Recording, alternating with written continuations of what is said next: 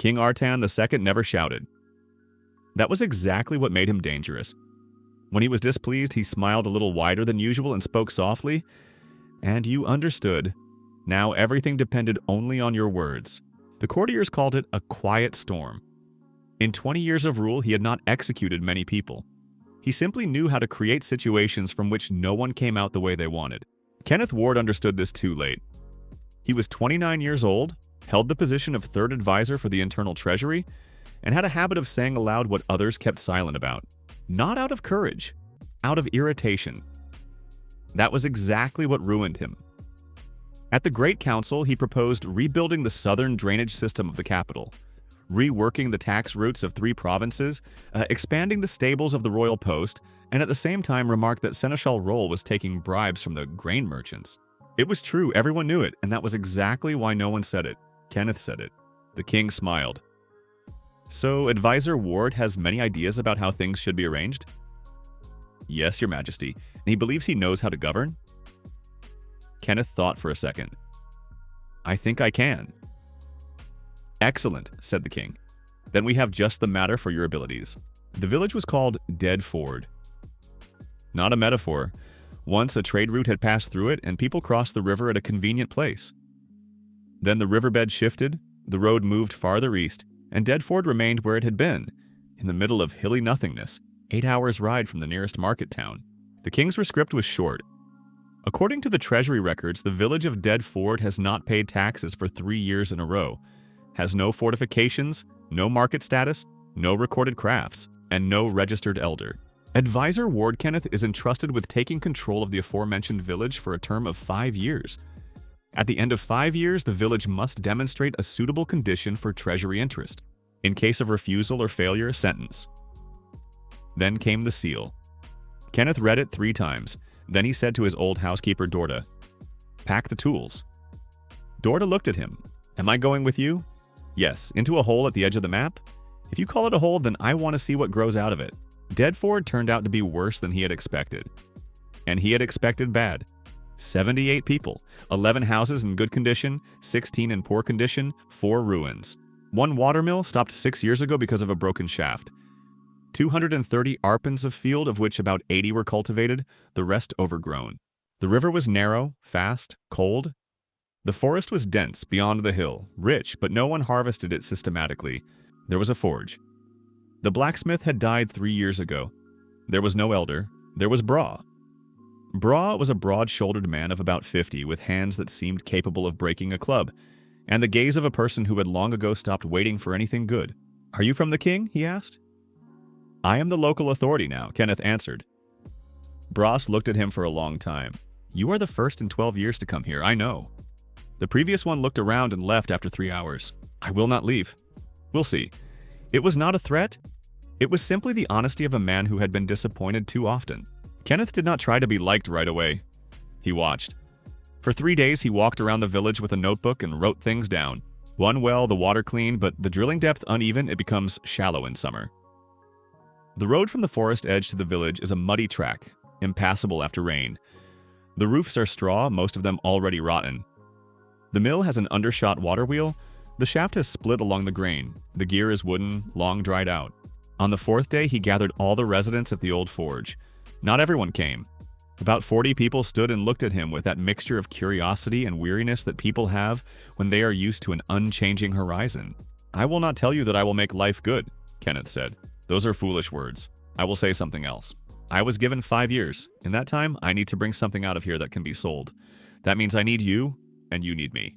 That is all." Silence. "What do we need to do?" someone asked from the back rows. "First the mill," Kenneth answered. The mill. An undershot watermill works on a simple principle. Water from the river is directed through a wooden trough, a penstock under the lower plane of the wheel. The current presses on the blades, the wheel rotates, the horizontal shaft transmits torque through wooden gearing to the vertical shaft of the millstone. The problem was that the shaft, the main horizontal axle, had split along the grain because of improperly chosen wood. Someone had installed a green ash beam instead of seasoned oak. At the first serious load, the fibers separated. Kenneth explained this to Bra, placing the broken piece in front of him. "And how do we fix it?" he asked. We need oak. Seasoned, at least 3 years in storage. Sawed to a cross-section of no less than 18 inches. Boil the ends in resin. There is none like that. Are there no oaks in the forest? There are, but not sawed. Then we saw them, Kenneth said. We do not have a saw pit. We dig a pit. Braz looked at him. Have you ever felled an oak yourself? No, but I know how it should be done. Those are different things. That is why I am asking you to do it, and I will know. Braz was silent for a while, then spat to the side. Fine. They dug the saw pit in 4 days. It was a vertical pit about 2 meters deep and a meter wide, over which a log was laid on crossbeams. One man stood above and pulled a large 2-handed frame saw upward. The second stood below in the pit and pulled downward. Together they guided the cut along the grain. The work was exhausting. The lower man stood in sawdust the whole time. The upper man worked with leverage but spent more strength. Kenneth himself climbed down into the pit on the second day, not because it was necessary, because that was what a person people believed in would do. Braz, standing above, looked at him in surprise. If you are protecting your hands, do not give advice, Kenneth said from below. Braz answered without smiling. Respect. 12 days later, the new shaft was ready. 3 more days for installation, fitting the gears and testing underload. The mill started working.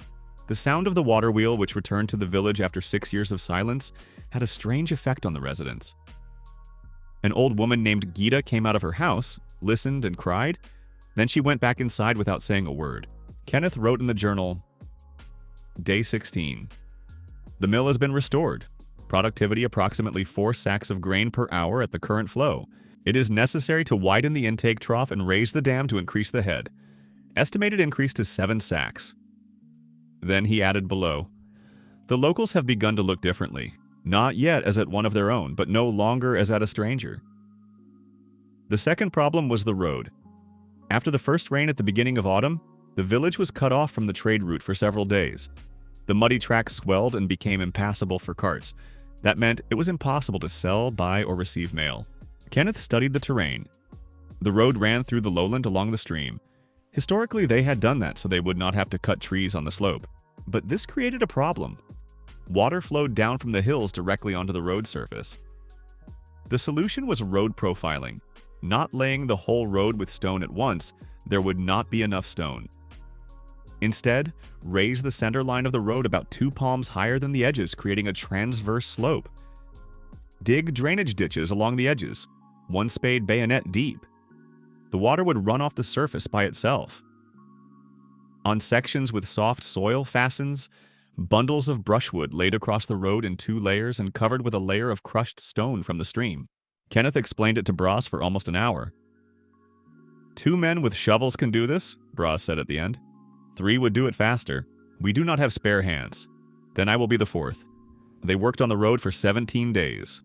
When the first autumn cart of a merchant from Kernhall passed along the section without stopping, the merchant, a mustached, distrustful man named Pills, stopped at the fork and asked, "Who made it?" "We did," said Braz. Pills nodded. "Last year I broke an axle here." "I know," Kenneth answered, coming out from behind a tree. Pills looked at him appraisingly. "From the capital? Now from here." The first winter in Deadford was harsh, not catastrophically, simply honestly. There were enough grain reserves, the mill worked, the road held. But the houses froze through. The old walls had been built without an air gap, with a thin coating of clay and straw. Heat escaped immediately. Kenneth spent December going from house to house and writing things down. The worst insulation was in 8 families. Of them, 3 had children younger than 5. From the royal loan allocated to him for the first period, he took half the sum and bought bales of pressed moss and flax fiber from Pills. Together with Braz, they covered the walls from the outside with a moss layer and covered it on top with slab wood, waste from sawing oak. It was not beautiful, it was warm. Dorda, who by that time had already arranged something like a common kitchen in the largest house, fed people in the evenings. She did not do it out of pity, she did it because she wanted to know who lived how. Through her, Kenneth learned the village from the inside. "Old Ted knows how to smelt tin," Dorda said one day. "How do you know?" he told me. After he had eaten, and he kept silent, he says there had been no reason to speak. Kenneth found Ted the next day. Ted turned out to be a 70-year-old silent man with perfect hands, clean, without unnecessary cuts, with earned calluses in exactly the right places. "Can you smelt?" Kenneth asked. "I could," Ted answered. "If we give you the material, will you remember?" Ted looked at his palms. "That is not forgotten." By the spring of the second year, Kenneth summed up the first results. He wrote them in the journal at night, by candlelight, alone. First year, March. The mill works, the trough has been widened, productivity 6.5 sacks per hour. The road has been profiled for 400 meters, drainage ditches are working, fascines have been laid on 3 sections. The river dam has been strengthened with backfill, the water level in the dry season is stable. Population 78 people, no losses over the winter. This is important. Resources, the oak forest is untouched. There is iron ore along the bank of the eastern stream. Ted confirmed the deposit. The forge is empty, the tools are partly lost. What is needed? A blacksmith or an apprentice for Ted. Charcoal or a substitute. There is no tanner, no saddler. Everything is done by hand, primitively. If I had 3 years instead of 5, I would not make it in time. But 3 still remain. He closed the journal. Outside the window was a quiet night. Somewhere far away, the mill hummed faintly on the low flow. And it was the best sound he had heard in a year. In the second year, Kenneth took up the forge. Without a blacksmith, the village could not produce anything worth money. A plowshare could be bought, but it grew dull and broke. Door hinges were iron, but there was no one to repair them. Nails were brought from Kern Hall at a price twice as high as it should be. The first problem, carbon. For blacksmithing, charcoal is needed. It burns hotter than firewood and cleaner. A normal blacksmith's furnace, the hearth, requires air supplied through a tuyere connected to bellows. Without sufficient heat, metal cannot be brought to a forging state. Kenneth organized the first charcoal burn. The technology was old, reliable, the mound method. Chop firewood about 1 meter long, stack it in a conical pile around a central pole, cover it with a layer of turf and earth, leaving ventilation holes around the perimeter. Light it from below and regulate the burning by closing and opening the vents. Burning without access to oxygen. The result is not ash, but charcoal. The process takes 3 days of continuous observation. Kenneth and Bras made the first mound themselves. "Why are you not sleeping at night?" Bras asked at 2 in the morning by the fire. "Because if the vents get blocked, the whole mound will burn to ash, and you cannot simply trust." Kenneth looked at him. "I do not trust myself yet." Bras snorted. Honest. The charcoal came out good. Ted agreed to become a mentor. Not immediately. They had to talk 3 times, and once Kenneth had to show that he himself could work the bellows and did not burn his hand on the first heated metal. "Where did you learn?" Ted asked. "Nowhere." "I read." Ted looked at him with a certain respect of a man used to trusting only hands. "Read?" "The handwritten treatise of corn from the Breda Monastery. It is about hearths and smelting." "I do not know that one. He died 70 years ago." "But what is written works?" Ted thought. "Fine."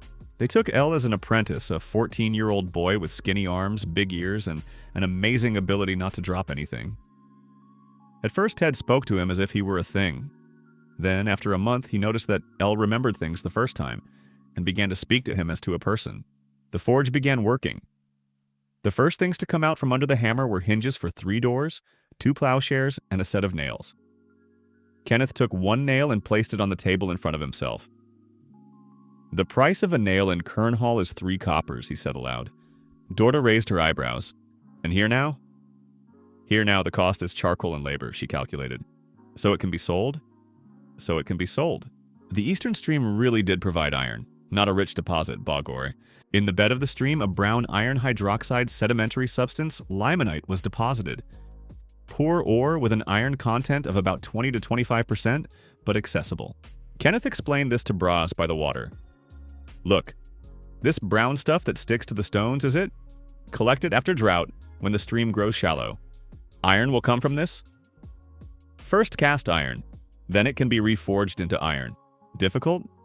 We need a shaft furnace higher than an ordinary hearth, and a lot of charcoal." Bra looked at the stream. "Do you really think we can?" Kenneth did not answer immediately. "I think we will try. The construction of the first primitive Catalan forge, not a full blast furnace but its predecessor, stone masonry on river clay, an internal tuyere pipe, a lower grate, a side entrance for the bellows, took 3 weeks.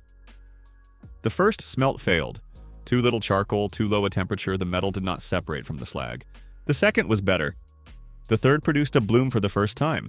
a sintered lump of iron with remains of slag that could be forged. Ted looked at it with the expression of a man who had begun to believe again. The merchant pills now came regularly, first once a month, then twice. He bought nails, staples, small blanks, and a handful of flour from the mill. Kenneth did not hurry, but on the third visit, when pills again offered the same price as the first time, Kenneth placed 2 sheets of paper in front of him. "What is this?" Pills asked. "Accounting. Here are the prices in Kernhall for the last 6 months. Here are our costs. Here is the difference." Pills looked at the sheets. "You are literate. Does that relate to the price?" "An advisor, then." "Former." Pills smirked. "Fine, plus 2 coppers per dozen. 4, 3.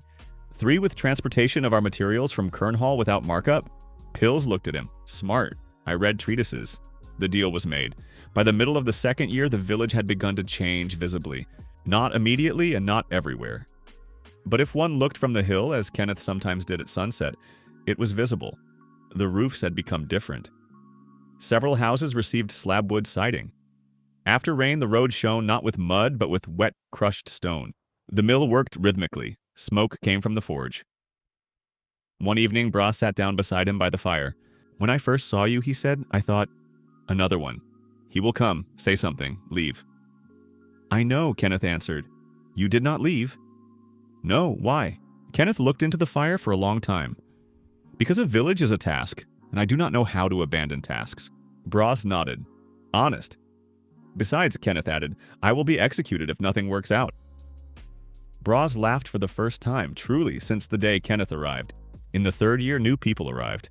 Rumors about the mill and the road had spread farther than Kenneth expected. Families came from 2 neighboring villages. The tanner Prom with his wife and 2 sons, the saddler Lass with tools, and a young pair of potters from Tilly. Kenneth met each one personally. "I can give land. There are no houses yet, you will have to build." "We will build," each one said. The population grew to 109 people. And then Kenneth began to think differently. Not about how to survive, about how to grow. In the capital, back during his service, he had had a strange friend, a librarian of the restricted collection at court, a man named Weiss. Weiss once showed him a manuscript, a text by an unknown author found in an old monastery in the south, written in a strange mixture of classical and trade language. The text described the structure of a machine that worked on steam, not like a toy, like an engine. The author called it the force of boiling water and described the principle. Water heated in a closed boiler turns into steam. Steam presses. Pressure can be directed into a piston. The piston moves. The movement is transmitted through a lever. Kenneth copied the text word for word. He took the notebook with the list, made a new copy, and began to draw. It did not work right away. Much in the text was vague. The author was not an engineer. He had more likely observed an already working device and described what he saw. No dimensions were indicated. The materials were imprecise, but the principle worked. Steam, pressure, movement. Kenneth placed the notebook before Ted. He looked at the drawings for a long time. "What is this?" "A machine. Made of what?" "Copper for the boiler, iron for the piston and cylinder, leather for seals." "Why?" Kenneth pointed at the mill. "Water runs out in drought. Steam does not. If water is heated, there will always be steam." Ted was silent for a long time. "Have you seen anything like this anywhere?" "No." "And in the text, had that man seen it?" "It seems so." "It seems," Ted repeated. "Then we will make mistakes. Then we will correct them." They had almost no copper. Pills helped.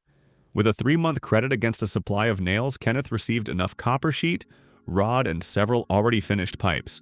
Ted and Elle worked on the boiler for 2 weeks. A boiler is a vessel that holds pressure. If it is welded badly, it will burst. If the wall is too thin, it will burst. If the seal leaks, it will not build pressure. Ted understood this intuitively, even before the explanations. "Rivet the seams lengthwise," he said to Elle. And again. "Why twice?" "Because the pressure is from inside." The piston is a cylindrical cup of forged iron with minimal clearance to the cylinder wall. The seal is grease-soaked leather wrapped around the piston in several layers. The first test failed. The boiler held pressure, but the piston seal leaked. Steam escaped past it, pressure did not accumulate. Kenneth reworked the seal scheme. The second time was better. The third piston moved. Slowly, with a rasp, uncertainly, but it moved. Elle shouted. Ted struck the anvil with his fist soundlessly, simply because he did not know how else to express something like that. Dorda stood nearby and watched. "Does it work?" she asked. "It works," Kenneth answered. "And now what?" "Now we make it bigger." The next step was transferring the piston's movement to a shaft. A crank mechanism, the piston moves back and forth. The crank converts reciprocating motion into rotational motion. In essence, the same principle as a wheel with pedals, only the source of force is steam. Ted understood this immediately. He had seen similar mechanics in the mill. The problem was precision. The crank had to be forged perfectly round and even. Otherwise, the movement would be jerky and the shaft would start to strike. That took a whole month. Elle began making parts better than Ted in terms of precision. He had a natural sense of symmetry that Ted could not explain, but honestly acknowledged. "Where did you get hands like that?" Ted once asked. "I do not know," Elle shrugged. "That is rare." Elle looked at Ted. "You have never told me that before. I am telling you now." They assembled the steam drive for the mill throughout the entire third year. At the end of November, it worked for the first time.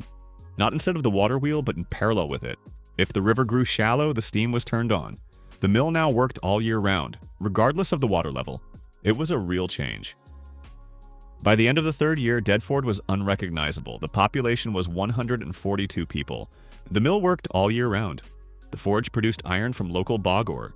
The road led to the highway without mud pits. The Tannerprom opened a workshop. The Sadler Loss repaired harnesses for 3 neighboring villages. The pottery was small, but it produced dishes that Pills bought. And above the forge there was now a small iron pipe, from which white smoke rose during the day. It could be seen from far away. Travelers on the highway began to stop. Not often, but they had already begun. Kenneth wrote in the journal, "Third year, December. 3 years ago, the village was carrion with the name. Now it lives and knows how to make things. That is still not enough for the king.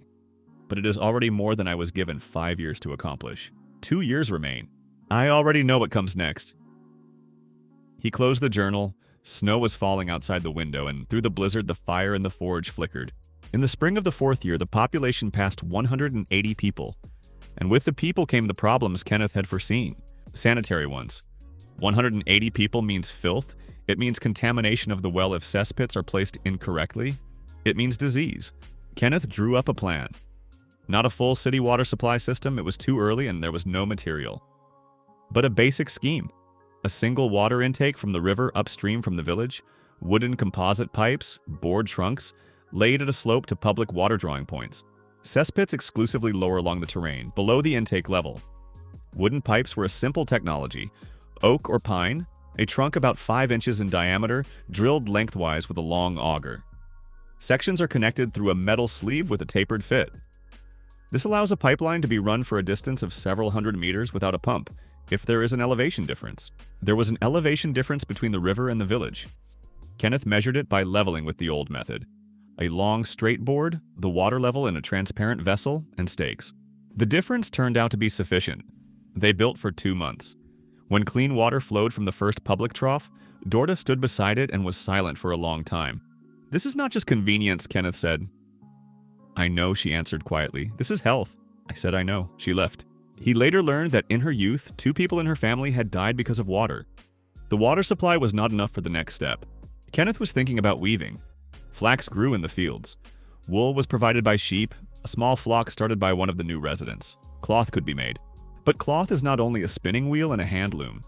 With manual production, one person weaves about 5 yards of cloth a day. A steam drive transmitting motion to a mechanical loom with an eccentric shaft would give 50 and more. That was already trade. That was already a market. For this, a constant supply of water was needed for a new boiler, larger than the first, with higher pressure. And here a new problem appeared. As pressure increased, the copper boiler began to deform. They had to switch to iron. By that year, Ted and Elle knew how to make iron sheets of acceptable quality. But there was no welding. Tin soldering did not hold pressure. Kenneth found the answer in an old text about ship boilers. Riveting. Iron sheets are fastened with an overlap through drilled holes with forged rivets. The rivet is set hot and peened on both sides. As it cools, the metal contracts and pulls the joint together. This gave a tight, strong connection. Making the first riveted boiler was harder than everything before it.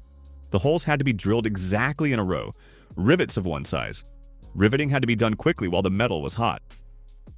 3 worked, L held the backing from below, Bros riveted with a hammer from above, Ted fed the rivets. After the first row, Bros put down the hammer and looked at his hands. This is heavier than the forge. But more precise, L answered. Bros looked at him. You are smarter than you look. So are you, L answered. By the middle of the 4th year, the first multi-purpose building appeared in the village. Kenneth simply called it the workshop. Stone walls are stronger than log walls and do not burn. A high ceiling for noise and heat. Large windows were expensive but necessary. Lighting without good daylight meant mistakes in work. Inside was a steam drive connected to a single transmission shaft running along the entire building under the ceiling. The shaft was rotated by a steam engine. From the shaft, motion was transmitted to the machines through leather belts. This was called group drive. One engine turns several machines. The principle was simple and incredibly effective. On the first floor stood 2 looms with a mechanical shuttle and mechanical beaters, the design of which Kenneth had developed by studying the principle of the hand loom, and adding a crank drive for lifting the threads and an automatic strike. On the second floor was the spinning department. Dorda became its manager. It happened by itself. One day she simply stood in the doorway of the workshop and said, "There will be order here." No one argued. By the end of the 4th year, there were already 240 people in the village. They came as families. People followed the smell of change, not wealth, but work. Among those who came was Gore, a former mining engineer dismissed from the royal mines after a conflict with the manager. Dry, bilious, with constantly narrowed eyes and the habit of doing everything right the first time, or not doing it at all. Kenneth felt a kindred spirit in him. "Do you know geology?" he asked. "Enough. Can you assess the deposit of the bog ore at the eastern stream? Show me the map." There was no map. "I will make a map," Kenneth said. "When?" "By tomorrow morning." Gore looked at him. "Yourself?" "Myself." "What can you do?" Kenneth took a clean sheet. "I need you to watch and say where I am wrong." Gore smirked. "That I can do." When the winter of the 4th year closed the roads, Kenneth sat in his house, no longer the first one, but a new one. Stone, small, with a good chimney, and looked at the map. The village had become different. No, the village had died. Not in a bad sense. It simply was no longer a village. 2 workshops, a forge, and a smeltery. A mill with a steam reserve, water supply, profiled streets, a warehouse of finished goods, a postal hub through which pills now carried cloth, nails, leather, and dishes to 3 towns. Dead Ford.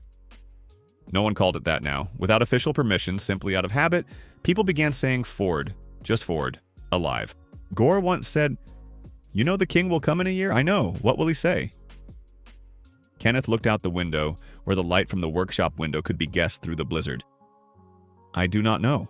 Are you afraid?" "No, I am thinking. About what?" "About the fact that I still have a year, and I do not want to spend it waiting for guests." The 5th year began with plans, not cautious ones, bold ones. By this time, Kenneth understood. When the king came, he had to see not merely an improved village. He had to see something that could not be ordered executed. First, a market square? A real one. Paved, with covered trading rows, with scales and a branded standard of measure. A market attracts merchants. Merchants pay a tax for their place, that is income for the treasury. Kenneth sent a petition to the royal secretariat requesting the granting of market status. He did not wait for an answer. He simply began building the square. Second, a tower, not a military one, a steam one. The idea came at night. If the boiler and pipe were raised high enough, steam pressure could be used to lift water to a level above the river for the fire extinguishing system and additional water supply. Besides, the tower is visible from far away. It is a symbol. It is a claim. Gore designed the foundation, stone masonry on lime mortar. Kenneth found limestone deposits 2 miles away. Gore organized firing in a field kiln. The tower came out 22 meters high, not perfectly straight. Gore grumbled throughout the whole construction that there were no proper plumb lines. Kenneth made 3 plumb lines from copper wire and stone. Gore looked at them. "How do you know about plumb lines? The treatise of corn." "That corn again?" Gore grumbled. He wrote a lot. He was a bore. "Straight towers are built by bores." Gore did not answer, but the tower came out almost straight. On the upper platform, Kenneth installed a low-power steam boiler and a system of pipes. Steam lifted water up through a copper pipe. There it accumulated in a tank. The tank was located at a height of 18 meters. The pressure at the lower point, the head of an 18-meter water column, was about 1.75 atmospheres. That was enough for a jet 6 meters long. A fire pump. Bra stood at the nozzle and looked at the water flying farther than he could throw a stone. This is incredible, he said quietly. Kenneth looked at him. This is physics. I do not care what it is called, Bras answered. It is incredible. In June of the 5th year, the square was ready. 80 by 60 meters, paved with crushed limestone on a compacted base. Around the perimeter were covered trading rows with wooden counters and forged supports made of local iron. In the center were scales, L forged weights according to the branded standard that Kenneth had copied from the Treasury Register. On the first market day, merchants came from 3 towns. Pills brought 2 friends. 6 people arrived from Kernhall, 4 more from Tilly. They walked along the rows and looked at the goods. Cloth, leather, nails, dishes, flour. Then they looked at the tower. What is that? One asked. A steam tower, Kenneth answered. Why? Water, fire, and the view. The merchant looked at the smoke from the pipe. Where did this come from here? We built it. The merchant shook his head. I have heard of such a thing only in the capital. Then now also here. By the 5th year, every person in Ford had their own story. Ted, who had once kept silent by the extinguished forge, now ran a workshop where 3 worked. Elle and 2 young men from the new families. He spoke little, but one evening he said to Kenneth, I thought I would die in an empty forge. I am glad it did not happen, Kenneth answered. Elle is good. Already better than me in precision. You raised him. He grew by himself. By the 5th year, Bras had become something like an unofficial deputy, not an advisor, an executor. He knew every person by name, knew where there was illness, where debt, where a quarrel. He repaired what could not be healed with a hammer. The tanner Prom built his own house, stone with copper hinges from Elle's forge and a tile roof. The tiles were a separate story. The potters from Tilly, a husband and wife named Sen and Allah, had expanded their workshop into a small production by the 4th year. They mastered firing flat roof tiles in a closed kiln at a temperature above 800 degrees, achieving the needed density of the shard. Kenneth watched their kiln for a long time. How do you keep the temperature? He once asked. By the color of the fire, Allah answered. More precisely, she thought? Yellow-white is enough. Red is too little. Blue at the base is too much. It was experience accumulated over generations, and it worked more precisely than any instrument. Kenneth wrote it down and the next time showed it to the young apprentice of the potters, who was working at the kiln for the first time. Remember, yellow-white is enough. The boy nodded with the seriousness of a person remembering something important. The tiles came out good. First, they covered the workshop roof. Then, by agreement, the houses of several families whose roofs were in the worst condition. By the 5th year, about a third of the roofs in Ford remained straw. It was slow, but honest. Las was a quiet man. He hardly spoke about himself, worked from dawn to dusk, and sewed harnesses better than anyone in the 3 neighboring villages. People came to him especially. One day he came to Kenneth. I heard you are thinking about a postal station. I am thinking about it, Kenneth confirmed. A horse needs harness. It wears out every 2 years on postal routes quickly. I know. If there is a station here, I can take the maintenance contract. Kenneth looked at him. You came yourself? Myself. Why? La shrugged. Because for the first time in 10 years, I see a place where it makes sense to plan ahead. It was the longest speech Kenneth had ever heard from him. The postal station opened in April of the 5th year. A small stable for 6 horses, a waiting room, a storage room for parcels. The first postman arrived from Kernhall with a sack of letters that had accumulated for the residents of Ford over the last 2 years. He handed the sack to Dorda and said, We did not deliver here before. Before there was no one to receive it, Dorda answered. At the end of spring of the 5th year, Kenneth did what he had been thinking about from the very beginning. Lighting. The village, now already a small town, sank into darkness after sunset. That meant work ended with the dark. That meant 8 hours a day of lost productivity. Candles were expensive on a large scale.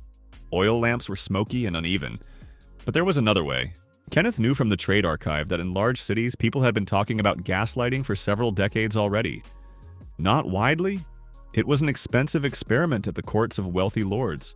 The principle, heating organic matter without access to air, dry distillation, releases combustible gas. Coal, wood, peat. If coal is heated in a closed retort vessel, it releases a mixture of gases, including hydrogen and methane, combustible and suitable for lighting.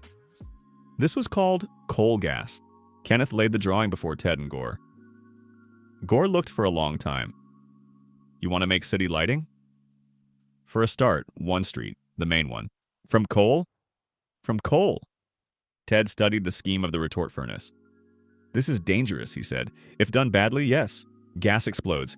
If it accumulates in a closed space, yes. If the pipes hold pressure and there are no leaks, no. Gore tapped the pipeline drawing with his finger. The pipes need to be good. Lead ones. Kenneth was silent for a moment. Or copper. There will not be enough copper for the whole street.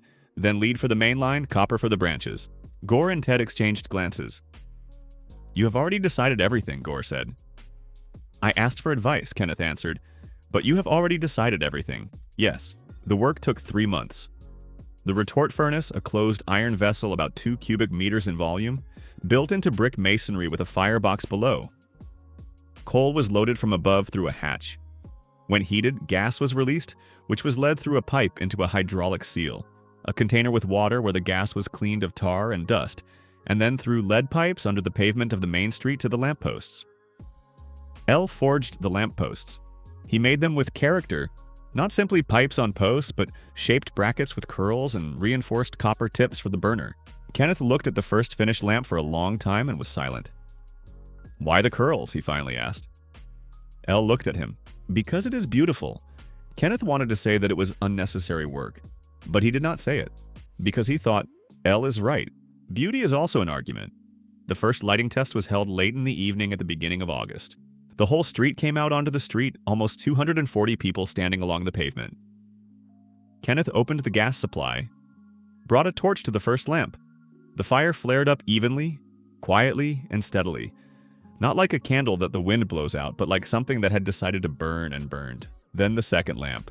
Third, fourth. 12 lamps along the main street. The street became bright. Gore stood nearby and watched silently. Then he said one single word. Good. Dorda said nothing. She simply took Kenneth by the elbow for a second, briefly, and let go. For her, that was more than any words. Bra stood aside, looked at the lights, and thought about something of his own. And little L, who was now 17 years old and who already had his own calluses in the right places, looked at his lamps and for the first time in a long while, smiled just like that. August. A month before the visit, Kenneth recorded the results of the 5th year in the journal. He wrote slowly by the light of the gas lamp on his desk. 5th year. August. Population 312 people. Growth over 5 years almost 4-fold. Production. Cloth of 3 grades, 200 yards per week. Iron goods, nails, staples, hinges, plowshares, forged parts to order. Leather goods, harnesses, shoes, belts, pottery, dishes, and roofing tiles. Flour in surplus for sale. Infrastructure, wooden water supply, 380 meters. Drainage ditches along all streets. Main street pavement, 140 meters. Gas lighting, 12 lamps. Steam tower with a water tank, height 22 meters. Postal station operating. Income to the treasury. Tax revenues over the last year are 14 times higher than they were at the first census 5 years ago. What I did not manage? Full tile roofing on all houses, about a third still straw. A proper stone bridge instead of the wooden one. School is next. He closed the journal, then he opened it again, and added at the bottom, Ford is now a town. I do not know what it is called officially, but that is what it is. A week before the king's arrival, the village, the town, was seized by quiet tension. People pretended to work as usual, but they worked a little more neatly, a little more carefully. The main street pavement was swept 3 times in one day. The lamps were checked and wiped. The stalls of the market square were repaired where there were cracks. Bras came to Kenneth in the morning. People are worried, he said. I know. They say if the king does not like it. I know. You will be executed. I know, Kenneth repeated for the 3rd time. Bras looked at him. Are you not afraid? Kenneth was silent for a while. I am afraid. Then why are you calm?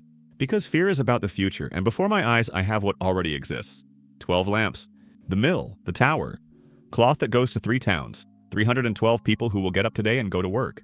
He looked at Bras. This has already happened. It cannot be taken away. Bra was silent for a long time. Then he asked, Did you ever regret agreeing? Kenneth wanted to answer at once, but he thought honestly. The first 6 months, every night. And then the mill started working. Bras nodded. Then I understood that no.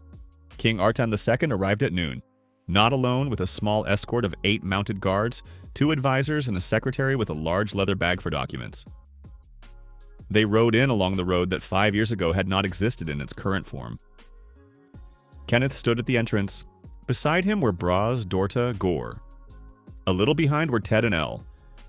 Farther on along the street, the residents stood silently. Not by order, they had come out themselves. The king stopped his horse, looked for a long time, first at the pavement, then at the covered trading rows of the square, then at the steam tower from which even white smoke was rising, then at the lamppost with Elle's copper curls, then at the people. His face expressed nothing. That was the king's habit. The advisor on the left, Rain, whom Kenneth remembered from court, leaned to the monarch's ear and whispered something. The king did not answer. He dismounted, walked forward to Kenneth, stood opposite him. "Advisor Ward," he said. "Your Majesty?" Kenneth answered. "All this in 5 years?" "Yes."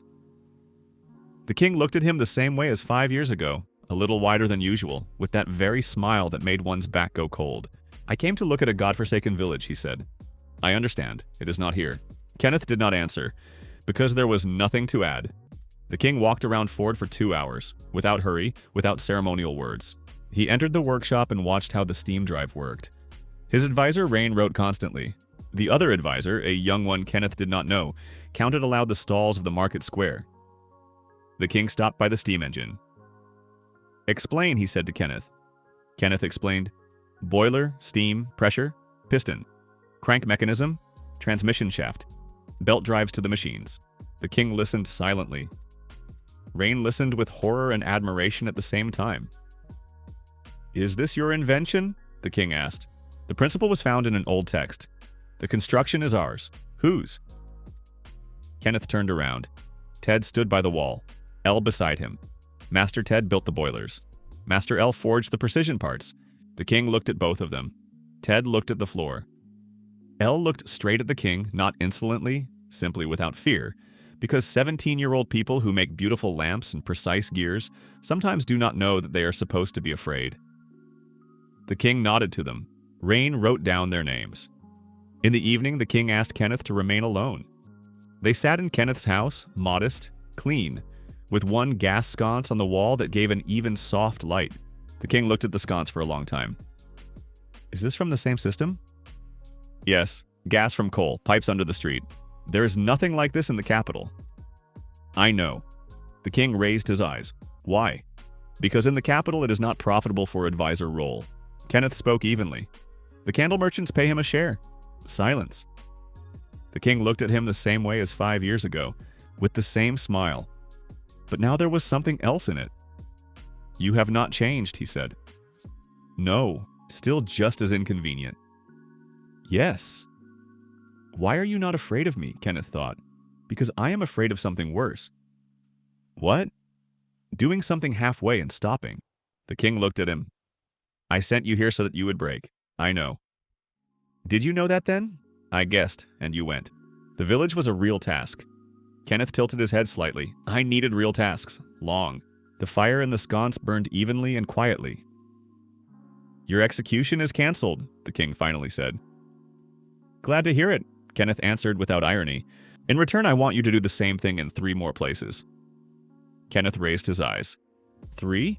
I have several more dying towns. That will take 15 years. Yes, on the condition of resources and freedom of action. On the condition, the king repeated, that you do it with the same result. Kenneth looked at him. "And if I refuse?" The king smiled that same smile. "Then I will find someone else, and he will not manage it," the king added quietly. "But that will no longer be your problem." It was an honest threat, and an honest admission at the same time. Late at night, when the king's escort had already settled at the postal station, Dorta brought Kenneth a hot drink. Set it down. Did not leave. "What did he say?" she asked. 3 new towns, I see. Will you go?" Dorta looked at him for a long time. "Are you going? I do not know yet." "When you know, tell me." She went to the exit. "Dorta," Kenneth called. She stopped. "Thank you." She did not turn around. For what? For the common kitchen, for the names.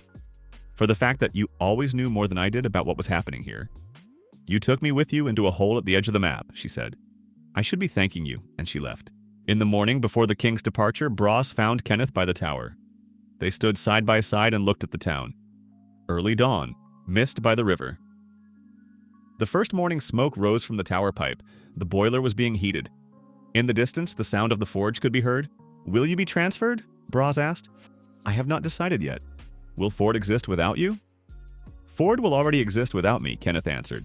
"The mill works by itself. The workshop works. Gore knows geology. Ted and Elle the forge. You the people." "Me? You know this town better than I do." Bros was silent. "You just called it a town. It is a town." 5 years ago. 5 years ago it did not exist," Kenneth interrupted. "Now it does." Bros looked at the tower. "What is it called now?" "Not Dead Ford." Kenneth shrugged. "People simply say Ford. That is too little for a town. Then come up with something." Bros thought for a long time. "Fireford," he finally said.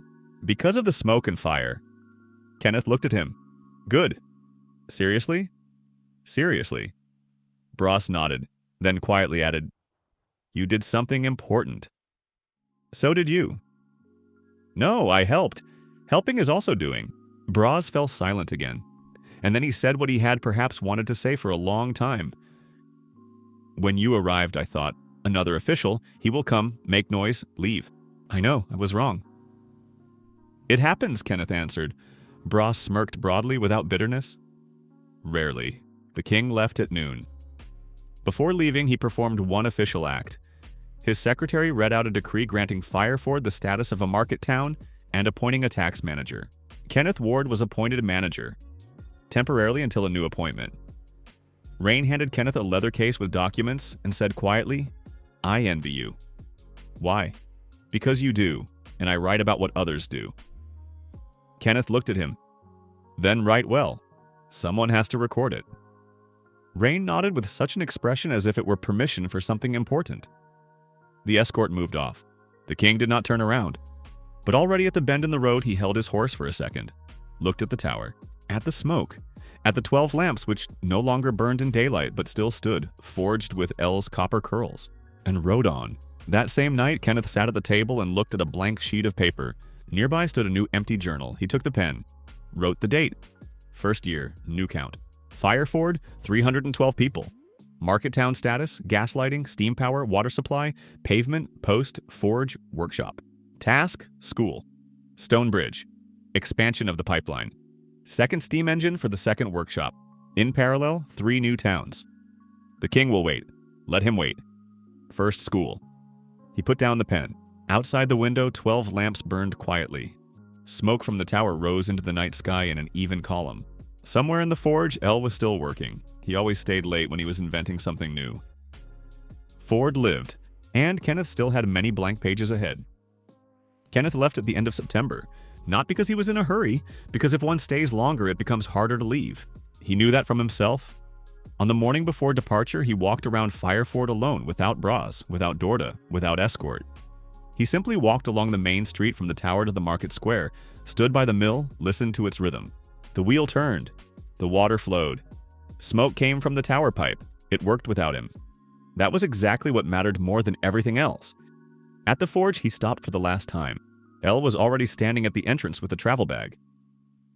"Are you already packed?" Kenneth asked. "Since yesterday," Elle answered. "Ted did not object?"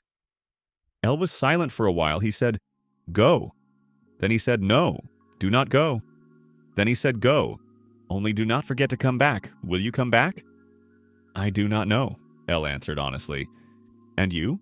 Kenneth looked at the lamps, which did not burn during the day but stood forged with copper curls. "I do not know," he answered just as honestly. 4 people left Fireford. Kenneth with 2 travel bags, a journal, and a tube of drawings. Elle with tools and a small wooden box in which lay samples of alloys and several drawings of mechanisms he had been making at night for the last half year. Gore with a geological hammer, 3 maps, and a completely unreadable expression on his face, which meant that he was already thinking about the next task. And Lynn. Lynn was the daughter of the Tanner Prom, 22 years old with short red hair, a habit of speaking precisely and quickly, and an education she had obtained herself. She read everything that came into her hands, including the technical text Kenneth had copied. She came to Kenneth 3 days before departure. I am going with you, she said. Why did you decide that I would take you? Because you need a person who can count, write, and not get lost among people. Kenneth looked at her. Bras can do all that. Bras stays here, and who do you have? He was silent for a while. Gore counts badly. I know. I checked his estimate for the second workshop. You checked his estimate? There were mistakes. How many? 3. 8% in total. Kenneth looked at her. Will your father let you go? Lynn shrugged. Father says I do whatever I want anyway. Is that true? Mostly. He took her. Because she was right. The second town was called Gornvetti. On the road, Kenneth studied the documents that Rain had given him before he left Fireford. Not official papers, but the secretary's personal notes made during previous inspections. Rain wrote well precisely without unnecessary words. Gornvetti. Population about 900 people. Historically a weaving and dyeing center, the decline in production began 20 years ago after the death of Master Great, who kept everything in his head and left no apprentices. Now weaving has survived in 7 families, but they work by hand, slowly, without a single quality standard. Trading houses from Kernhall stopped buying unstable quality. The town council is paralyzed by internal debts. Manager Sod is a cautious, intelligent man, but one who does not like change. Lord of the province. Darn considers the town a burden and is formally interested in any improvement, but in reality will obstruct anything that threatens his control over trade routes. Kenneth reread the last line. Gore, he said. What? Have you ever worked in a place where the local authority is against you? Gore thought. In mines it is always like that.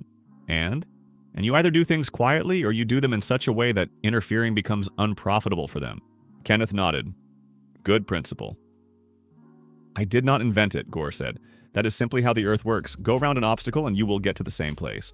Lynn did not tear herself away from Rain's notes. It says here that Sot owes Lord Darn a significant sum. You read it? I am finishing. And? That means Sot cannot act independently. He only does what does not anger Darn. Correct. Then the first enemy is not Sot. The first enemy is Darn, Kenneth confirmed. Elle listened without saying anything. Then he asked, and why would he interfere? If the town becomes better, is that not his benefit too? Kenneth looked at him. Lord Darn controls the trade routes through his lands. If Gornvetti starts selling cloth itself directly, Darn loses a percentage from every deal. Ah, said Elle. Ah, Kenneth confirmed. Gornvetti opened from the hill, 3 times larger than Fireford and 10 times deader. It was a strange contradiction that Kenneth felt at once. The town was not small. The streets were wide, the houses solid, several stone buildings, an old town hall with a tower. Once all of this had been built on income from weaving. Now the streets were quiet. Not dead, simply quiet. People moved slowly like people who had no reason to hurry. It is different here, Lynn said. What exactly? In Fireford there was nothing. Here there was something, and it is past. That is worse. Kenneth looked at her. Why worse? Because people with emptiness are sometimes ready to build. But people with loss often only want to return what was, even if it is impossible. Gore snorted. You are smart beyond your years. No, I just look at people. That is what intelligence is. They went down to the gates. Sot met them in the town hall. He turned out to be exactly as Rain had described him.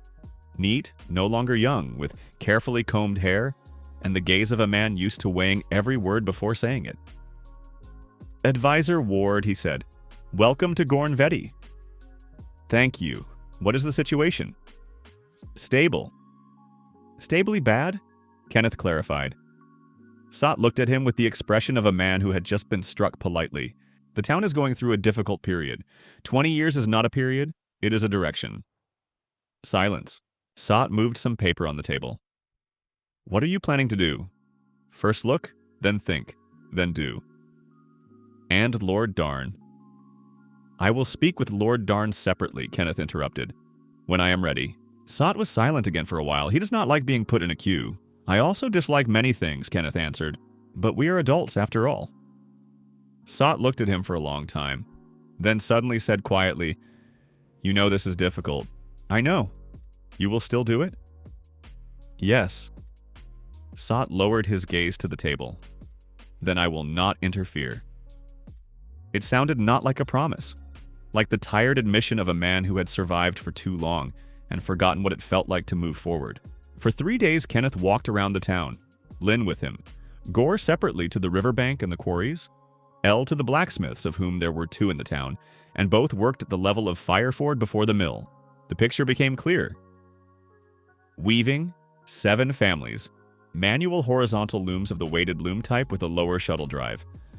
Productivity 4 to 6 yards of dense woolen cloth, a day from one loom.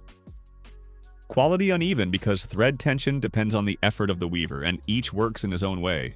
There was a dye house, now abandoned. The cauldron stand rusting. Why is the dye house closed? Kenneth asked one of the weavers, an elderly man with faded eyes and hands stained blue from old dye. Master Great died. He knew the formula. No one wrote it down? The weaver looked at him strangely. He did not allow it to be written down. Why? He said then I would no longer be needed. Kenneth was silent for a while. And what happened to the dye house? It became unnecessary without him. It was a bitter irony that had cost the town 20 years. One man, afraid of becoming unnecessary, had made everyone else unnecessary. On the 4th day, Lynn came to Kenneth with a leather bundle. Found it, she said. What? Great's notes. Kenneth raised his head. You said he did not allow it to be written down. He did not allow others. Lynn unwrapped the bundle, but he wrote it down himself. In a personal book. Kenneth took the book carefully. The pages had yellowed. The handwriting was small, compact, in places illegible. Where did you find it? At Great's widow's. She lives on the Western Street. I went from house to house, talked. About what? About weaving? About the past? About what used to be? Lynn shrugged. People like talking when they're asked. Did she give the book? Sold it. For how much? For 3 silver pieces. That is your money. I know. Lynn took the book back. I will reimburse myself against my wages. Kenneth looked at her. Have you already negotiated your wages with yourself? Haven't I? Have you? Then yes. He was silent for a while. How much do you want? As much as Gore. Gore is a senior engineer. Gore makes mistakes in estimates. Half of Gore's 3/4, 2/3. Agreed, said Lynn. Kenneth looked at her with the expression of a man who realized he had just been skillfully outplayed. Have you been like this since childhood? Father says since birth. Great's notes turned out to be a real treasure. He described dyes with a precision that an academic chemist would envy. Not by the names of substances, he did not know them, but by source, proportions, temperature, and time. Deep blue, woad leaves, 3rd harvest, keep in lime water for 3 days, add copper sulfate on the tip of a knife, boil over low heat until the foam turns white. Stable red, madder roots dried, crushed, boil in vinegar until the color of wine. Add the fabric wet, keep for an hour, do not touch. Yellow, onion skins many, boil for a long time. The simplest. I give it to apprentices first so they feel the color. Kenneth read at night by candlelight, making notes. Lynn read beside him. He was a good master, she said. Yes, but a bad teacher. Yes, those are different things. Very different, Kenneth agreed. Lynn turned a page. There is a recipe for black here. What about it, he wrote. I do not give this color to anyone while I am alive? Why? Because black cloth is the most expensive. Whoever can dye black consistently gets the best price. Kenneth looked at the page. The recipe was there. Great had written it but crossed it out. However, he had crossed it out carelessly. The line was thin, the text readable. He wrote it down after all, Kenneth said. People always write down what they are afraid to forget, Lynn answered, even if they say they will not write it down. On the 7th day, Lord Darn arrived. Not because he had been invited, because he had learned of the royal manager's presence and could not allow anything to happen without him. He was just as Kenneth had imagined him, full-bodied, with a gold chain on his chest, with the voice of a man used to filling a room. Advisor Ward, he said, entering the town hall. At last. Lord Darn, Kenneth answered. I planned to visit you after the initial inspection. I decided not to wait. I understand. What are you planning to do with the town? Restore weaving and the dye house. The dye house is unprofitable without a master. A master will be found. Darn looked at him with a smile that did not reach his eyes. And through whom will the cloth go? Directly to the trading houses. The smile became slightly thinner. The trade roads pass through my lands. I know, Kenneth answered evenly. Accordingly, you will receive the standard road duty from each cart. Right now, I receive 12% from the trade deal. That is not a duty. That is a tax on production. Call it what you like. Good. Kenneth folded his hands. Then I will call it something else in my report to the king. Darn looked at him. Are you threatening me? No, Kenneth answered calmly. I am describing the situation. 12% from a dying town is little. The standard duty from a living town is more. The choice is yours. Darn was silent for a long time. You are one of those people who believe truth is the best weapon, he finally said. No, Kenneth answered. I am one of those who believe profit is the best argument. Darn looked at him for another second, then nodded. We will continue this conversation. Whenever you wish, Kenneth agreed. While Kenneth and Lin dealt with people, Gore studied the geology and Elle found the blacksmiths. There were two of them. The brothers Ver and Koss, young, strong, who had worked together since childhood and knew almost everything Ted had known 5 years ago. That is, enough, but without subtlety. Elle did not explain. He showed. On the second day, he asked permission to work at their hearth. They watched. He forged slowly, not for speed, but for precision. The part came out small, inconspicuous, a bracket for a belt drive with the proper radius and even holes. Ver took the part in his hands. How did you do that? Temperature and rhythm, Elle answered. Did you learn? Ted taught me. Who is Ted? My mentor. Elle was silent for a while. The best blacksmith I know. And you left him? He said, go. Then you will return. Koss looked at him. And if you do not return? Elle shrugged. Then I will teach someone else. That is how it is done. The brothers exchanged glances. Will you show us too? Yes, Elle answered simply. The first month in Gornvetti was harder than the first month in Dead Ford. Not physically, politically. In Dead Ford there had been nothing, and therefore there had been no one with something to lose. Here there was a past, and the past always has supporters. The senior weaver, a gloomy man named Holt, came to Kenneth in the third week. I hear you want to install steam looms. I am thinking about it. That will kill us. Why? Because if a machine weaves instead of a person, the person is not needed. Kenneth looked at him. In Fireford, I installed steam looms 3 years ago. How many people worked there before that? How should I know? 78. How many now? I do not know. 312. Holt was silent. A machine does not kill people, Kenneth said. It kills work that a person did badly and slowly, and frees him for work he does well. We do not weave badly. You weave differently. 7 families, 7 standards. Trading houses do not buy because they cannot predict the quality. Holt frowned. And what are we supposed to do? Work together. 1 standard, 1 width of cloth, 1 thread density. Kenneth stood up. The machine will not replace you. The machine will give you the ability to do more with fewer mistakes. Holt looked at him for a long time. You say that as if you were sure. I have seen it with my own eyes. Where? Where I came from. Holt was silent longer. Show me, he finally said. In the evening, Kenneth spread the drawings on the town hall table. Holt, Ver and Koss, Sott, and several other town craftsmen stood around.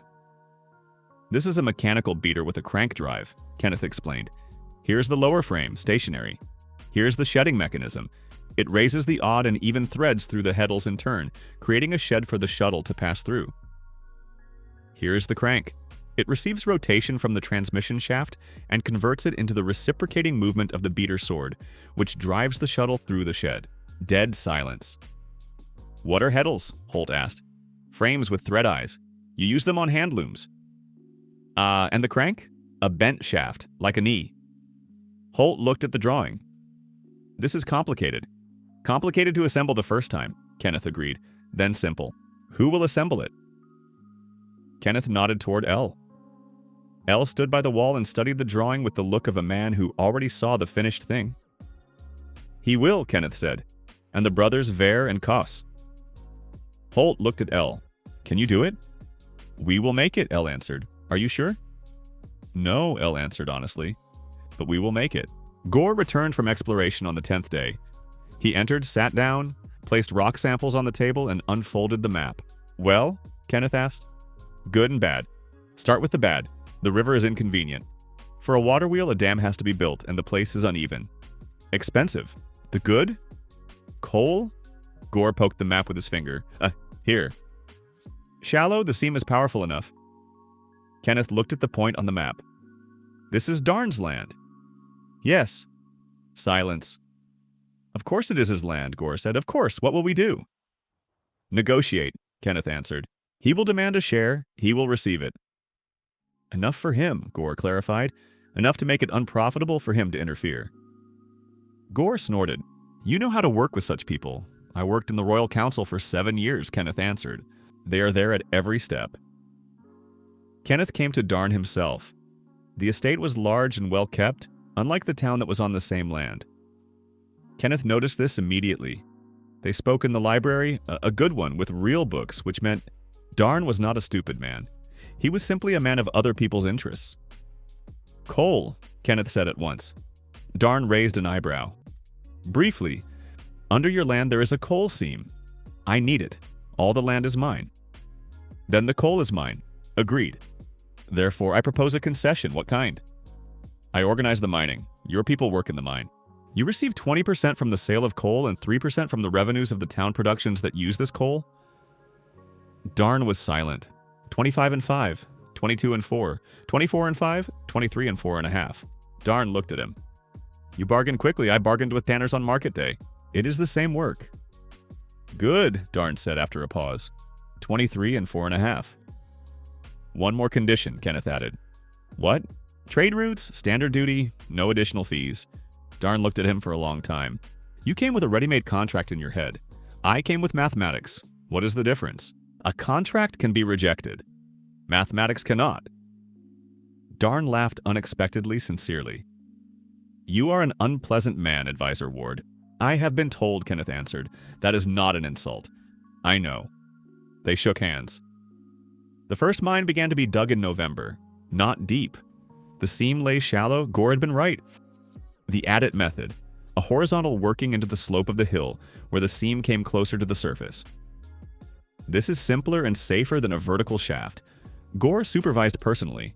He explained every step to the miners, hired from the locals. Roof support with wooden posts and braces. A ventilation shaft for air inflow, a drainage ditch along the lower wall of the working. Do not go without support, he said. The rock is mobile, it may settle. One of the workers, young and impatient, once went ahead without waiting for support. Gore pulled him back by the collar. Do that again and you go home, he said without raising his voice. The lad wanted to object, looked into Gore's eyes, and did not object. By the end of November, the first coal came to the surface. Gore took a piece in his hands. Good, dense, bituminous, greasy shine, proper fracture. Does it coke? Kenneth asked. I will check, Gore answered. He checked. It cokes, he said 3 days later. This is better than in Fireford, so the steam engines will work more efficiently. Yes, good. Or bad, Gore added. Why bad? Because when Darn sees how much good coking coal is worth, he will regret the contract. Let him regret it, Kenneth answered.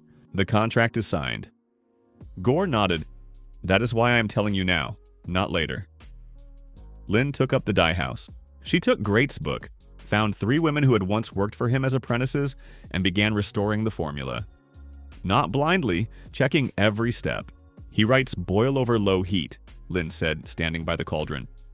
What does that mean? When the surface is barely breathing, answered the eldest of the women. Anna, 50 years old, with hands red from many years of working with dyes. Not boiling, just living. Good, show me. Anna showed her. Lynn wrote it down, then asked, Why did Great not teach you fully? Anna looked at the fire. He said it was enough for us to know part. But you wanted to know everything? Yes. And what? And nothing. He was the master. We were apprentices, Lynn wrote. Now you will be masters, she said. Anna looked at her. Where does such confidence come from? Because the recipe is before us. And you know the hands. It only has to be joined together. Anna was silent for a while, then nodded. Good. The first successful black dye came out at the end of December. Lynn held the piece of dyed wool up to the light. Even deep, without spots. Anna looked at the cloth silently, then took it in her hands. Great would not have done it better, she said quietly. Great did it, Lynn answered. We simply did not lose it. By the end of the first year, Gornvetti had begun to change. Not as swiftly as Fireford at the beginning. Here it was different, slower, more cautious, with constant glances back. But still, the dye house worked. 3 cauldrons, 7 people. The cloth now had a single standard of width and density.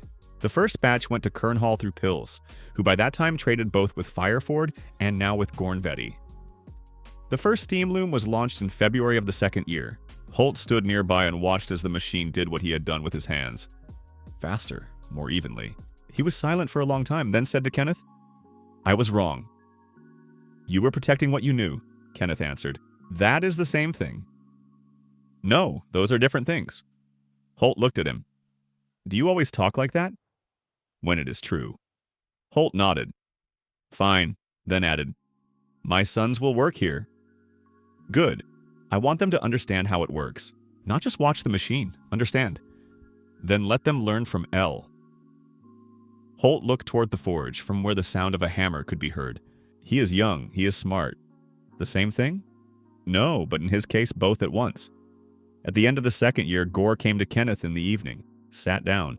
He was silent for a long time. "Speak," Kenneth said. "I need to go." "Where?" "Home. North." Gore looked at the floor. "I have a daughter there. She is not very healthy. I have not seen her for 3 years." Kenneth looked at him. "Not a word about this in 3 years. Why did you not say anything?" "Because the work was important. A daughter is more important. That is easy to say, and still true." Gore raised his eyes. "Can you manage without me?" "Here I can manage." Lynn counts, L builds. The brothers Ver and Koss are already working independently. The third town not yet. The third town later. Gore nodded. Stood up. "I will come if you call." "I know." "You are a good man, Ward," Gore said. "Inconvenient." "But good." "I have been told," Kenneth answered. Gore smirked, held out his hand. Kenneth shook it. In the morning, Gore left. Kenneth watched him for a long time, then returned to the drawings, because the third town was waiting. In March of the third year, a letter came from Bra. He wrote unevenly and briefly like a man unused to writing, but who needed to. "Kenneth? Fireford lives. Ted was ill in winter, better now. L sent a drawing of a new hearth. Ted said that L is smarter than him and let him do as he wants. We built a school. Dorda teaches. Says children listen better than adults. I think she just knows how to make them listen. Pills brought new merchants. Now we have 3 permanent houses and 1 visiting one. The market square has become cramped. I am thinking of expanding. How are you, not dead?" "Fine." Bras. Kenneth read the letter twice, then laughed quietly but truly. Lynn, sitting nearby with reports, raised her head. "What?" Bras asks if I am not dead. And says fine at the end. Lynn was silent for a while. Is that his way of saying he is worried? "Yes, I see." She returned to the reports. "Write to him that you are not dead." "I will write. Today. Today. Because he is waiting." Kenneth looked at her. "How do you know?" "Because such letters are written only when someone has long been waiting for an answer." By the end of the third year, Gornvetti had come alive. Not like Fireford, differently. Every town has its own character, and this one was woven, literally. The main street smelled of dyes. From the workshop windows came the rhythm of steam looms. On the market square lay rolls of cloth, blue, red, black, yellow, evenly dyed, of one standard, with the Gornvetti mark in the corner. That mark was already known in 3 towns. Soon it would be known in 5. Kenneth recorded the results in the journal. Third year in Gornvetti. Cloth production 1,400 yards per week. Dye house, 4-color stable, 5th in development. Coal mine, 2 seams in extraction, 3rd being prepared. School opened at the town hall, 22 children. Darn is silent. Receives his percentage, does not interfere. Sot has become better. Slowly, but he has. Sometimes he proposes solutions himself. Holt now teaches other weavers, says looms are a tool, not a replacement. He is right. Anna dyes better than anyone. I think in a year she will have her own apprentices. 3rd town in a month. He closed the journal. It was getting dark outside the window. The first lamp was being lit in the street, not gas, oil, simple. Gas would come later. Everything comes later. The important thing comes. Kenneth had always hated the sea. Not romantically, not philosophically. Simply as a man who could not trust water if it did not flow through a ditch or turn the wheel of a mill. The sea was too large, too unpredictable, and too indifferent. Therefore, when the royal decree appointed him to the 3rd town, a port town on the southern coast, Kenneth looked at the seal and said, "Of course." Lynn, standing nearby, raised an eyebrow. "Is that bad? It means the king decided to test whether I can work where everything is against order. And is that not always your specialty?" Kenneth looked at her. "You are becoming too impudent." "You taught me that." The town was called Sarin. Once it had been a rich port, but now it lived like a person worn down, breathing, working, arguing, but looking tired. The reasons were obvious already at the first inspection. The pier was old, rotten in places. There were many warehouses, but half stood empty. The shipyard worked irregularly. Loading and unloading were under the control of local gangs, who knew how to be polite enough not to be called a gang, and dangerous enough that no one argued. Plus the salty air which ate away metal. Minus storms which struck the harbor every autumn. -2, smuggling. -3, the town council, which out of fear had long ago handed part of its power to intermediaries. Kenneth understood this in an hour. In 2 hours, he already hated the town. In 3, he began thinking how to save it. The local council was headed by the old chairman, Rem Colt, a dry, tired man with a sea face and the habit of looking slightly past the person he was speaking to, as if he already knew in advance that they would lie. "Advisor Ward," he said, "we were warned about your reputation. I hope it is good. I do not know what you consider good." Result. Colt smirked. "Then you have a chance of pleasing Saren." Immediately after the council, Kenneth met 2 people who defined his first month. The first was Nara, captain of the Coastal Guard, a woman of about 35, tall, with a weathered face and such straight posture, as if she had spent her whole life proving that she had the right to command. The second was Ego, the port accountant and former navigation clerk. Thin, quick, with the eyes of a man who noticed numbers before people, Nara said immediately, "If you came to impose a new tax, warn me at once, and I will waste less time on you." "I came to impose order," Kenneth answered. "That is almost as annoying." Ego, standing nearby, added quietly, "If the order is real, it may be useful."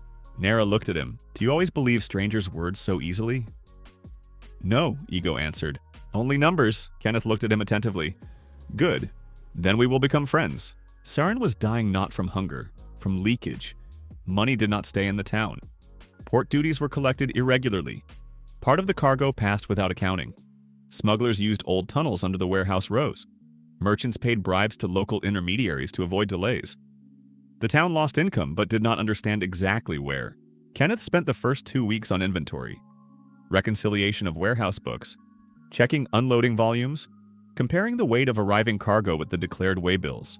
He did not shout. He simply sat beside Ego and asked, "Why does this warehouse record 100 crates of salt while 93 arrived?" Ego answered, "Because 7 went through the side pier." "Who allowed it?" "No one." "Then someone very much wanted us not to notice." "Yes." "Who?" Ego shrugged. "People who know how not to leave traces." Kenneth nodded. "Then we will leave our own." The shipyard was the heart of the town and its shame at the same time. Old boards, rusty rivets, rotting keels. People built barges almost from memory without single dimensions.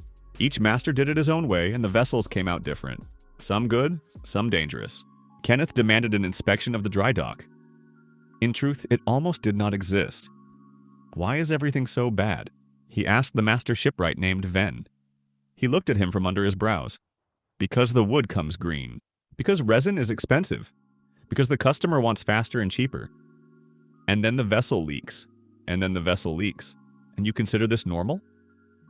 "I consider this work in a port." Kenneth was silent for a while, then said, "Then we will begin with drying rules." Ven snorted. "Drying wood? That will not save everything. Not everything, but it will save enough." He explained the technology. First, sorting the timber by species. Pine for parts of the above water side, oak for the keel and load-bearing elements, ash for the frames. Then air drying under a canopy, no less than half a year for thick boards.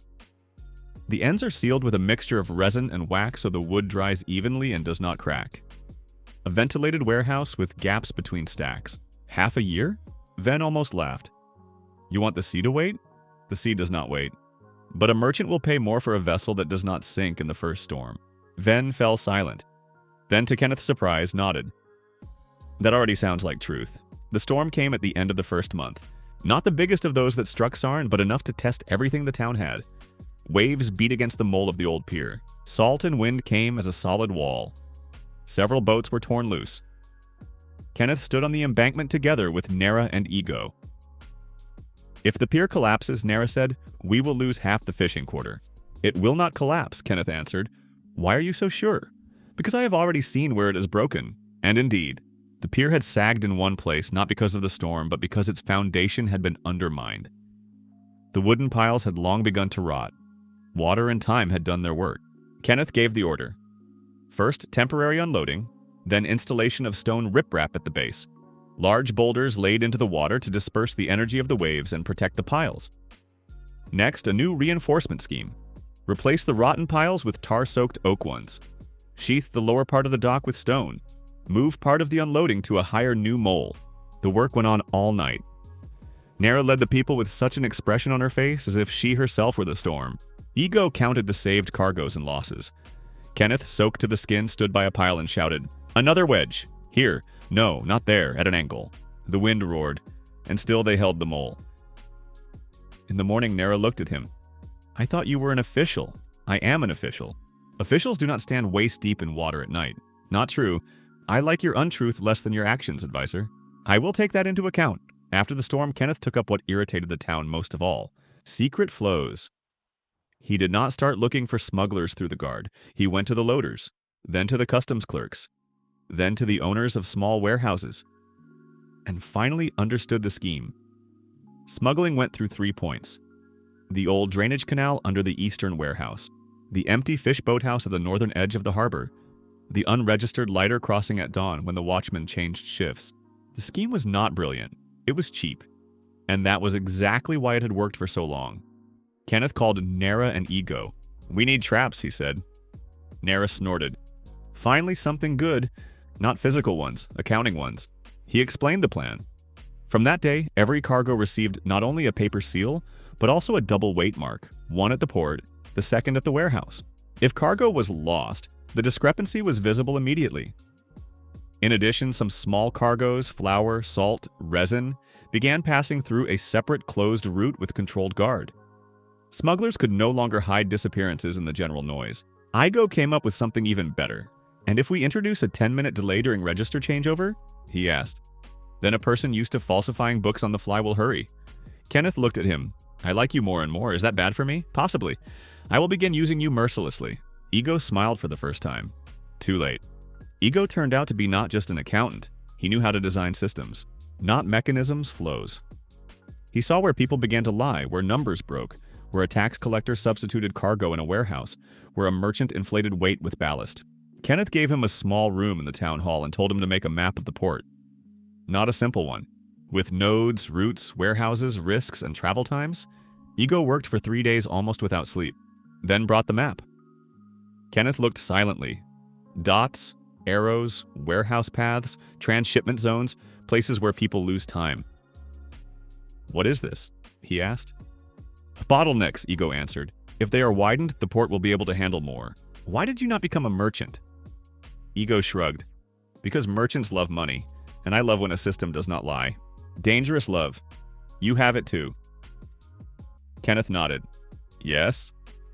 Sarin made no sense without roads. That was what Kenneth understood first.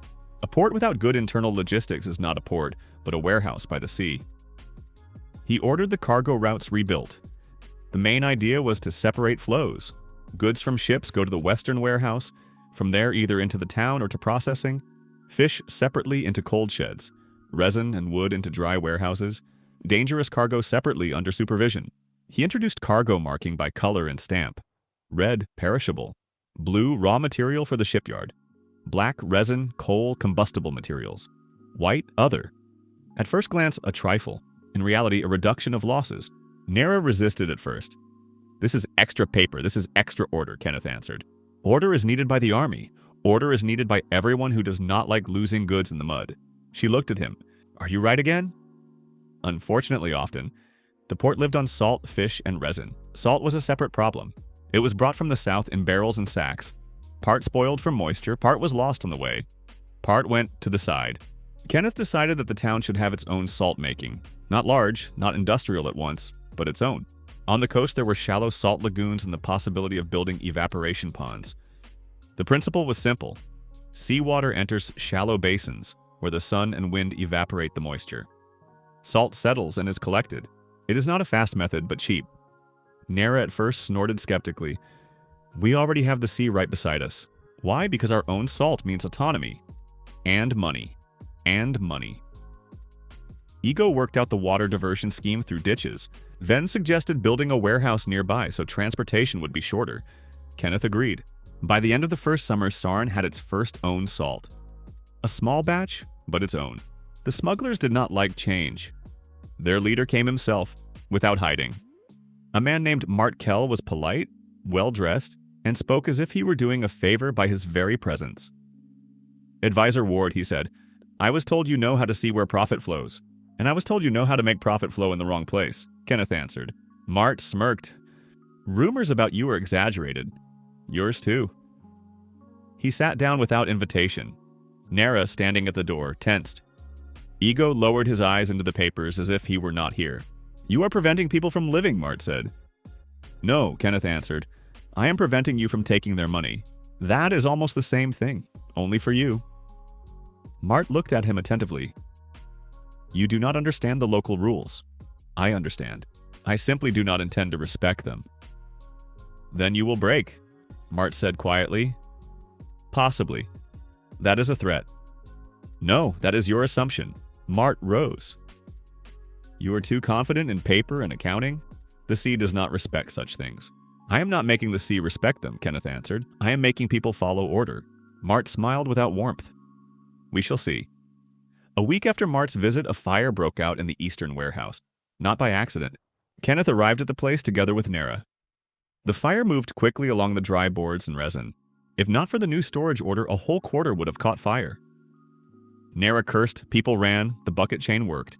Kenneth understood at once. This was a warning, not about the warehouse, about him. They are testing, Nera said when the fire had already been localized. Yes, and? Kenneth looked at the burned corner of the warehouse. And now I know what they are afraid of. What? Order. Nera looked at him with a grim smirk. I have already noticed that. Ego found remnants of an incendiary mixture by the back entrance. Kenneth examined the trace. The arsonist was not local. Why? Footwear, deep footprint, good sole. Port workers do not wear that. It is too expensive for wet boards. Nera cursed. So Mart is not just a scary guy in an expensive jacket. No, Kenneth said. He is an organizer. After the arson, Kenneth accelerated another project. The new shipyard? The old one was not worth saving entirely. It was too rotten. A dry dock was needed. Not a full-fledged sea monster, that was too expensive. But a semi-floodable dock with gates and pumps. Towns by the sea and places like this build a system where a vessel is brought into the dock afloat. Then the gates are closed and the water is pumped out by manual or mechanical pumps. The keel becomes accessible for repair. Kenneth could not build everything at once, but he could lay the foundation, excavation, gates, a pump shaft, water drainage. And here, what he had done in Fireford came in useful. Steam. Not for everything, for the pumps. The first pump was driven by a low-pressure steam engine. The piston moved a rod, which moved the pump rod. It was crude, but it worked. Ven stood by the structure and scratched the back of his head. You want us to pump out water not with people, but with steam? Yes, that is madness. That is economics. Ven looked at him and unexpectedly laughed. I am beginning to understand why you were sent here. The second attempt at pressure happened at night. Mart apparently decided to act more roughly. A group of people tried to seize the new western warehouse where salt and timber for the shipyard were stored. Nera raised the guard. Kenneth arrived 10 minutes later. A fight was already taking place there. Not a big one, short and dirty. The smugglers were not an army, but they were armed with knives, short clubs, 2 crossbows, and a desperate certainty that the port feared them more than they feared the port. They were wrong. Nera met them the way one meets a storm, without negotiations. Back! She shouted, and one of her people knocked the first attacker to the ground. Kenneth did not climb into the fight. He was not a warrior. He did what he could. He watched. Left passage, he shouted. They have a retreat to the side pier. Ego, who happened to be nearby, understood at once. Block the exit. A minute later, the warehouse was locked from 3 sides. The smugglers lost their advantage and retreated. But one of them, tall in a dark cloak, managed to throw Kenneth a glance that he remembered for a long time. Not fear. Hatred. Mart. After the fight, Nara allowed herself tiredness for the first time. They sat on the pier. The wind was cold. "I thought you were one of those who comes with papers," she said. "And I thought you were one of those who hates paper." "I do. But now?" Nara looked at the sea. "Now I understand why it is needed." Kenneth was silent. "Do you know what you have done?" she asked. "Order?" "No. You made people begin to think again that the port can be taken back from thieves. That was more than praise, it was permission." Kenneth looked at her. "You are helping me." "Because you are right. Do you always speak so honestly?" "When I am tired, yes." He nodded, and for the first time in all his time in Soren, he felt that someone here was standing beside him, not out of duty, but by choice. By the middle of the second year, Kenneth received a letter from Braz. Short, as always. Ted died peacefully. There was metal and noise in the workshop until the very end. Elle is now the chief, does not argue, has become like you, and that is probably bad. Dorda says the school has grown to 30 children. She is still scarier than everyone in town. We expanded the square. The lamps burn better in the evenings than before. Pills complains that now we demand too much. When will you return? Braz. Kenneth looked at the last line for a long time, then folded the letter. He did not answer immediately, because he understood he could no longer truly return home now. Not because he did not want to, but because his work had moved on again. By the end of the third year, Saren stopped being a town that was simply being saved. It became a town that was beginning to earn. It was visible in everything. The shipyard worked according to a standard. Warehouse accounting reduced losses. Its own salt was sold. The new pier accepted vessels even in bad weather. Smuggling had not disappeared, but had become a risk, not a rule.